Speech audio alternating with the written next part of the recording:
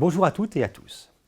Alors que nous entamons l'année 2025, je souhaite partager avec vous aujourd'hui une analyse des principales tendances économiques et financières qui façonnent le contexte actuel. Ce début d'année est marqué par plusieurs événements majeurs, à la fois politiques et monétaires, qui influencent directement l'évolution des taux, de l'inflation et de la croissance. Aux États-Unis, l'arrivée au pouvoir du président Trump pour un second mandat a rapidement donné lieu à des décisions économiques impactantes.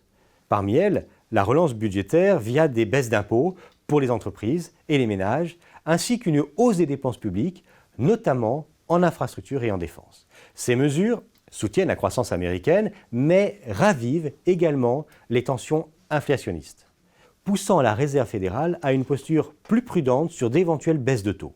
Par ailleurs, la reprise d'un discours protectionniste et les premières tensions commerciales avec la Chine et l'Europe ajoutent une dose d'incertitude sur les marchés. La réaction des investisseurs a été immédiate. Un raffermissement du dollar, une remontée des rendements obligataires et un regain de la volatilité sur les marchés actions. En Europe, l'environnement politique devient quant à lui une source de préoccupation supplémentaire pour les marchés.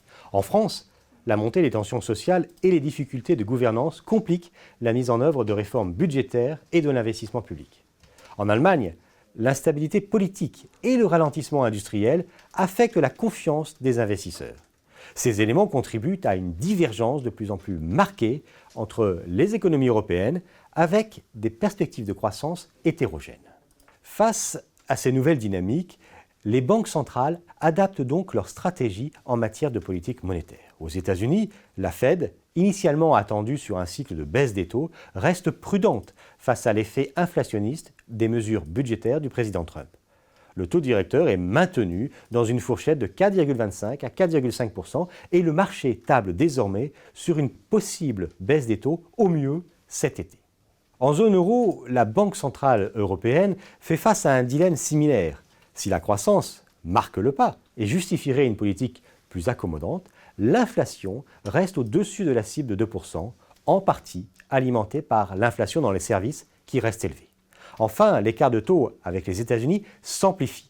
Plus le dollar s'apprécie et plus le prix des importations s'apprécie. La détente sur les taux devrait néanmoins se poursuivre.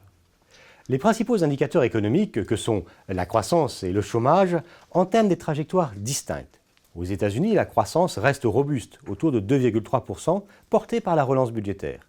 Le marché du travail demeure solide, avec un taux de chômage autour de 4%, mais avec une croissance des salaires qui se normalise. En Europe, la situation est plus contrastée. La croissance oscille entre 0,5% et 1% selon les pays, pénalisée par le ralentissement allemand et l'incertitude politique. Le chômage, bien qu'en légère amélioration, reste plus élevé qu'outre-Atlantique, autour de 6,3% pour la zone euro. Enfin, l'inflation demeure un enjeu central. Si la tendance est légèrement baissière par rapport au niveau de 2023, elle reste plus élevée que souhaité. 3% aux États-Unis, 2,5% en zone euro. Les banques centrales devront donc arbitrer entre soutien de l'activité et contrôle de l'inflation, avec un impact direct sur les marchés obligataires et la valorisation des actifs financiers. Dans ce contexte, les courbes des taux offrent une lecture précieuse des anticipations de marché. Aux États-Unis, la quantification de la courbe des taux se confirme. Après une période d'inversion en 2023-2024, l'écart entre les taux courts et les taux longs s'élargit de nouveau. Cela traduit un regain de confiance sur la croissance à moyen terme, mais aussi l'attente d'un taux directeur élevé plus longtemps. Quelles conséquences pour l'assurance vie ? Après plusieurs années où les taux bas avaient réduit l'écart de rémunération entre les différents produits d'épargne, la situation se normalise enfin.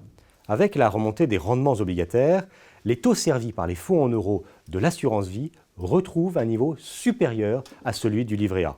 Ce retour à une hiérarchie plus classique des rendements confirme l'attractivité de l'assurance vie pour les épargnants recherchant une combinaison de sécurité et de performance à moyen et long terme. Dans cet environnement complexe et évolutif, notre stratégie d'investissement à l'AMIF repose sur 3 axes majeurs. 1.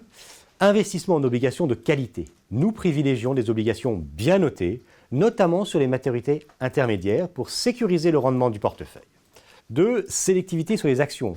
Nous renforçons nos positions sur les secteurs moins sensibles à l'inflation et à la politique monétaire, notamment la santé, la technologie et certaines infrastructures.